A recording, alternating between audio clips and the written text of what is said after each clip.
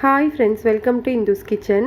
இன்றைக்கி நம்மளோட சேனலில் ரொம்ப டேஸ்டான கிறிஸ்பியான துவரம்பருப்பு தோசை கூடவே ரொம்ப டேஸ்டான கார சட்னி எப்படி செய்கிறது அப்படின்னும் பார்க்கலாம்.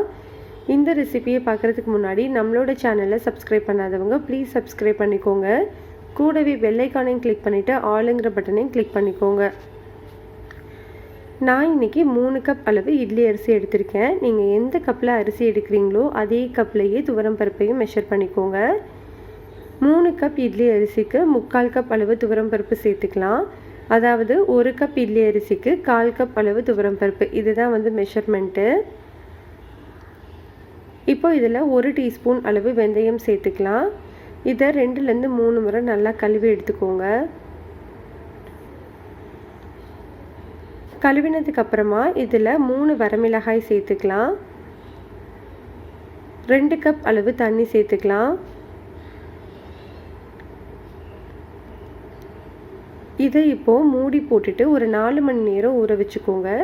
அரிசியும் பருப்பும் நல்லா ஊறும்போது தான் நம்மளுக்கு ஸ்மூத்தான மாவு கிடைக்கும்.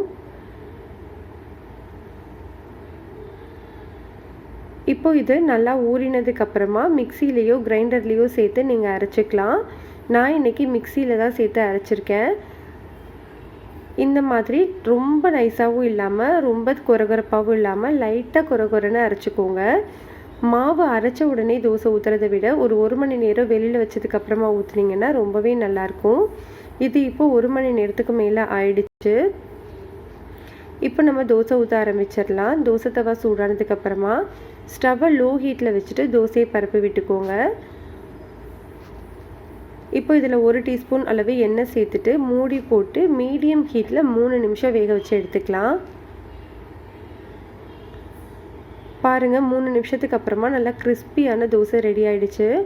அவ்வளோதான், சூப்பரான துவரம்பருப்பு தோசை ரெடி. இதுக்கான சட்னி ரெசிபி இப்போ பார்க்கலாம். கார சட்னி செய்கிறதுக்கு ஒரு பேனில் 2 டேபிள் ஸ்பூன் அளவு எண்ணெய் சேர்த்துக்கலாம். எண்ணெய் சூடானதுக்கப்புறமா 2 டீஸ்பூன் அளவு உளுந்து, 2 டீஸ்பூன் அளவு கடலைப்பருப்பு சேர்த்துக்கலாம்.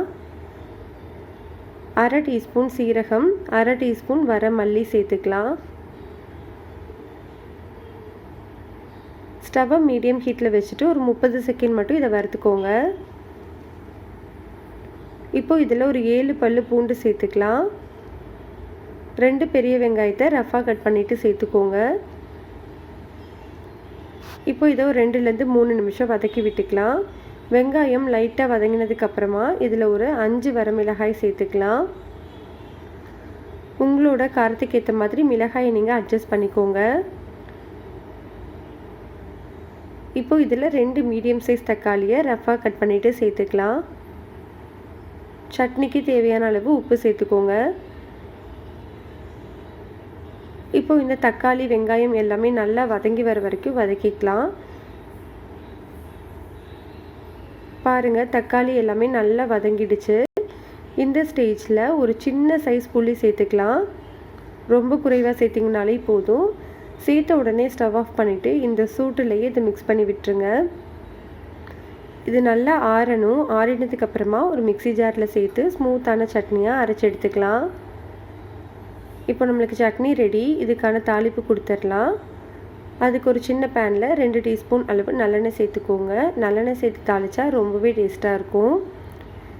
எண்ணெய் சூடானதுக்கப்புறமா 1/2 டீஸ்பூன் கடுகு, கொஞ்சமாக கறிவேப்பிலை சேர்த்து தாளிச்சிட்டு நம்ம சட்னியில் சேர்த்துடலாம். அவ்வளோதான், நம்மளுக்கு சூப்பரான கார சட்னியும் ரெடி ஆகிடுச்சு. கண்டிப்பாக இந்த ரெசிபியை நீங்கள் ட்ரை பண்ணி பாருங்கள். ரெசிபி உங்களுக்கு பிடிச்சிருந்ததுன்னா லைக் பண்ணுங்கள், ஷேர் பண்ணுங்கள், கமெண்ட் பண்ணுங்கள். மறக்காமல் நம்ம சேனலை சப்ஸ்கிரைப் பண்ணிக்கோங்க.